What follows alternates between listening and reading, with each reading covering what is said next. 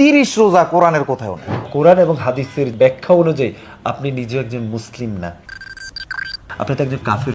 এক ভণ্ড মাইনুদ্দিন নাম, সে বলেছে 30 রোজা কোরআনে কোথাও নাই। এ ব্যাপারে আপনার মতামত কি? সে কাফের। প্রিয় দর্শক, আজকে আপনাদের সামনে যে ভিডিওটা নিয়ে আমরা উপস্থিত হয়েছি, এটা হলো মানুষের ঈমানকে রক্ষা করার জন্য। আজকে মানুষের ঈমান এত সস্তা হয়েছে আর মানুষ এত সুযোগ সুবিধা খোঁজে যে যেখানে আমল কম করলে ভালো হয়, কোনো জান্নাতের রাস্তা দেখাইতে পারবে, গ্যারান্টি দিতে পারবে, এমন লোকের কাছে গিয়ে মানুষ মুরিদ হয়। এই যে একটা বক্তা, এই বক্তা বক্তা বললে ভুল হবে, এই যে একটা ভণ্ড মাইনুদ্দিন, সে এরকম ভাবে মাজার পূজা করে, সে নিজে সেজদা দেয়, মহিলাদের সামনে এরকম ভাবে বেপরদা ভাবে ঘোরাফেরা করে এবং মাজারে গাঁজা খাওয়াকে, সে এটা একটা ভিডিওতে দেখছি আমি, সে এটাকে হালালও বলেছে, বলে এটা গাঁজা না নাকি। দেখ, ওইদিকে বিষয় না, মূল বিষয় আজকে যেটা, যে মাহে রমজান মাস চলতেছে, মানুষ এমনিতেই কিছুতে কিছু না হলেই রমজানের রোজাগুলো ছেড়ে দেয়, মানুষ এমনিতেই রোজা রাখতে চায় না। এর উপরে সে আবার উঠা বলতেছে যে রোজা রাখতেছি, পেটের ভিতরে যে কিরমিরি আছে, এই যে পেটের ভিতরে যে পোকা পোকা আছে, এগুলো আমাদের রোজা রাখার দ্বারা নাকি এগুলো কষ্ট পাচ্ছে। এ মানুষকে রোজা রাখা না রাখার জন্য মানুষকে সে উদ্বুদ্ধ করছে। এই যে এই ধরনের এই সমস্ত ভণ্ড মাইনুদ্দিনের মতো যে সমস্ত বক্তা, বক্তা বলতে ওদের মাজার পূজারি যারা আছে, মাজারে গিয়ে গিয়ে ওয়াজ করে, বয়ান করে, এরও খুব অনেক মুরিদ আছে। আমার মস্তিষ্কে ধরে না যে মানুষ এরকম এই সমস্ত ভণ্ডদের মুরিদ কিভাবে হতে পারে। এই সমস্ত ভণ্ড পীরদের বিরুদ্ধে যদি মানুষ এখনই সোচ্চার না হয়, তাহলে আস্তে আস্তে মানুষের ঈমানকে সে নষ্ট করে দিবে। সে বলতেছে যে রোজা নাকি কোরআনের ভিতরে রোজার কথা আল্লাহ তাআলা বলেই নেই, যেখানে আল্লাহ তাআলা কোরআনে পাকের ভিতরে বলেন শাহরু রমাদানাল্লাযী উনজিলা ফীহিল কোরআন, অপর আয়াতে আল্লাহ তাআলা বলেন ইয়া আইয়ুহাল্লাযীনা আমানু কুতিবা আলাইকুমুস সিয়াম কামা কুতিবা আলাল্লাযীনা মিন ক্বাবলিকুম লাআল্লাকুম তাত্তাকুন। এই যে সে তো পড়েই নাই, সে পড়লে তো মানুষের কাছে বলতে পারবে কোরআনে আছে না না নাই।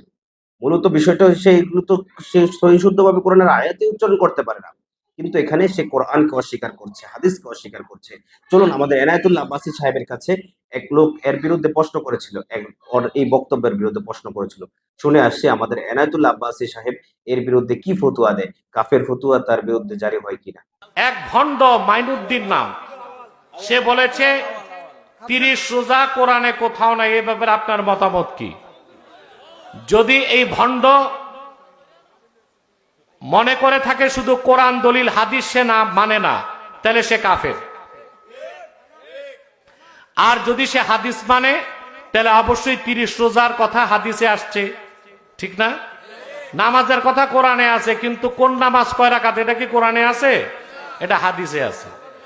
আর রমজান মাস যে 30টা রোজা, আমরা বলি না 30 রোজা, আমরা বলি 1 মাস রোজা। এই আস্তে আস্তে কথা বলো। আমরা কি 30টা রোজা বলি না বলি 1 মাস রোজা? 29 হইতে পারে, 30 হইতে পারে। আর 1 মাসের কথা কোরআনে আসছে শাহরু রমাদানাল্লাযী উনজিলা ফীহিল কোরআন। তা রমজান মাস 29 হলে 29 রোজা, 30টা হইলে 30 রোজা। কোরআনে আছে কিনা নাই? আর যেটা কোরআনে নাই খুঁজবো আমরা হাদিসে। যদি এই ভণ্ড পীর হারামজাদা হাদিস অস্বীকার করে থাকে, তাহলে সে কাফের। আর যদি হাদিস অস্বীকার না করে থাকে, মূর্খতা বশত বলে থাকে, তাহলে আমি তো বলে দিলাম যে শাহরু রমজান হচ্ছে রমজান মাস, এটা কোরআনে সরাসরি আছে সূরা বাকারায়। রমজান মাসে রোজা রেখে চোখের ড্রপ ব্যবহার করা যাবে কিনা? যাবে, যদি চোখের ড্রপটা গলা দিয়া পেটে না যায়। যদি মুখে আসে আপনি ফেলে দিবেন, তাহলে রোজা ভাঙবে না।